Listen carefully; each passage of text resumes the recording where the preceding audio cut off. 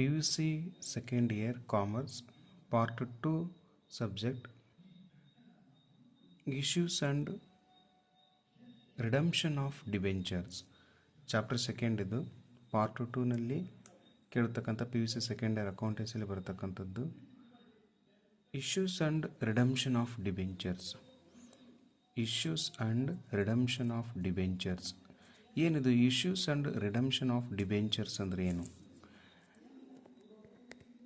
Most of the company ಅಂದರೆ ಸಾಕಷ್ಟು company ಏನು ಮಾಡ್ತಾವೆ ಅಂದರೆ most of the companies issues is debentures.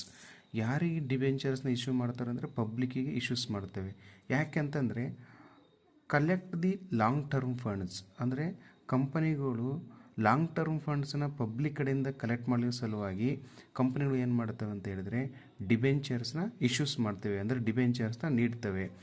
Collect the long term funds to ಎದಕ್ಕೆ ಕಲೆಕ್ಟ್ ಮಾಡ್ಕೊಳ್ತಾರೆ ಪಬ್ಲಿಕ್ ಕಡೆಯಿಂದ ಲಾಂಗ್ ಟರ್ಮ್ ಫಂಡ್ಸ್ ಅಂತಂದರೆ ಕಂಪನಿಗಳು to meet their long term financial needs, ಅಂದರೆ ದೀರ್ಘಾವಧಿ ಹಣಕಾಸಿನ ಅವಶ್ಯಕತೆಗಳನ್ನು ಫುಲ್ಫಿಲ್ಮೆಂಟ್ ಮಾಡ್ಕೊಳ್ಳೋ ಸಲುವಾಗಿ ಕಂಪನಿಗಳು ಏನು ಮಾಡ್ತವೆ ಅಂತಂದರೆ ಡಿಬೆಂಚರ್ಸ್ನ ಇಶ್ಯೂಸ್ ಮಾಡ್ತವೆ. ಹಾಗಾದರೆ ಡಿಬೆಂಚರ್ನ ಇಶ್ಯೂಸ್ ಮಾಡೋರು ಯಾರು ಅಂತಂದರೆ ದಟ್ ಈಸ್ ಎ ಕಂಪನಿಗಳು. ಅಂದರೆ ಲಾಂಗ್ ಟರ್ಮ್ ಡೆಟ್ ಅಂದರೆ ಏನು? The funds are raised through debentures R known as is long term debt. ಅಂದರೆ ಕಂಪನಿಯಲ್ಲಿ ನಾವು ಲಾಂಗ್ ಟರ್ಮ್ ಡೆಟ್ಸ್ ಅಂತ ಯಾವುದನ್ನು ಕರಿತೀವಿ ಅಂತ ಹೇಳಿದ್ರೆ ದ ಫಂಡ್ಸ್ ರೈಸ್ಡ್, ನೋಡಿ ಫಂಡ್ ಅಂದರೆ that is money, funds raised through debentures R known as long term debts. ಅಂದರೆ ಯಾವುದೇ ಒಂದು ಕಂಪನಿ ಅಂತಕ್ಕಂಥದ್ದು ತನ್ನ ಫಂಡ್ಸ್ನ ರೈಸ್ ಯಾವುದ್ರ ಮುಖಾಂತರ ರೈಸ್ ಮಾಡ್ತೇವೆ ಅಂತಂದರೆ ಡಿಬೆಂಚರ್ಸ್ ಮುಖಾಂತರ ರೈಸ್ ಮಾಡ್ತೇವೆ. ಅಂದರೆ ಕಂಪನಿಗಳು ತನ್ನ ಬಂಡವಾಳದ ಮೊತ್ತವನ್ನು ಸಾರ್ವಜನಿಕರಿಗೆ ಸಾಲಪತ್ರಗಳನ್ನು ನೀಡುವುದರ ಮೂಲಕ ದೀರ್ಘಾವಧಿ ಸಾಲಗಳನ್ನು ನಾವು ಏನು ಮಾಡ್ತೇವೆ ರೈಸ್ ಮಾಡಿಕೊಳ್ಳುತ್ತೆ ಅನ್ನೋದು ನಿಮಗೆ ಗೊತ್ತಿರಲಿ. ಓಕೆ, ನೆಕ್ಸ್ಟ್ ಒನ್ ಬಂದರೆ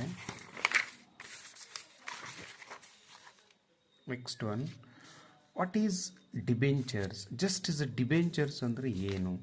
ಓಕೆ, ಇಸ್ ಡಿಬೆಂಚರ್ಸ್ ಅಂದರೆ ಏನು?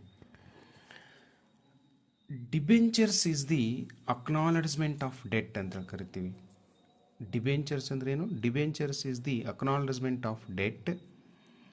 ಈ ಡಿಬೆಂಚರ್ಸ್ನ ಯಾರು ಇಶ್ಯೂ ಮಾಡ್ತಾರೆ ಅಂದರೆ ಇಶ್ಯೂಡ್ ಬೈ ದ ಕಂಪನಿ.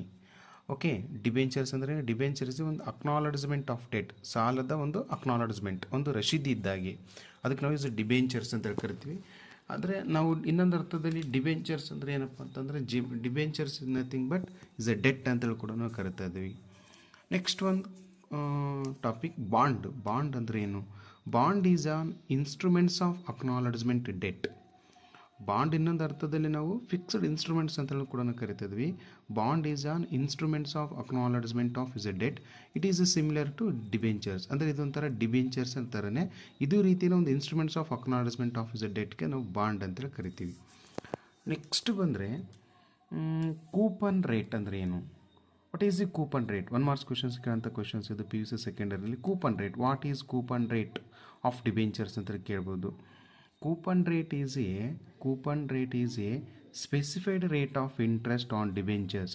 ಯಾವುದೇ ಒಂದು ಸಾಲಪತ್ರಕ್ಕೆ, ಯಾವುದೇ ಒಂದು ಡಿಬೆಂಚರ್ಸ್ಗೆ ನಿರ್ದಿಷ್ಟವಾದ ಬಡ್ಡಿ ದರವನ್ನು ವಿಧಿಸದೇ ನಾವು ಕೂಪನ್ ರೇಟ್ ಅಂತ ಹೇಳ್ತೀವಿ. Coupon rate is a specified rate of interest on debentures. ಇದನ್ನು ನಾವು ಕೂಪನ್ ರೇಟ್ ಅಂತ ಕರಿತಿದ್ವಿ.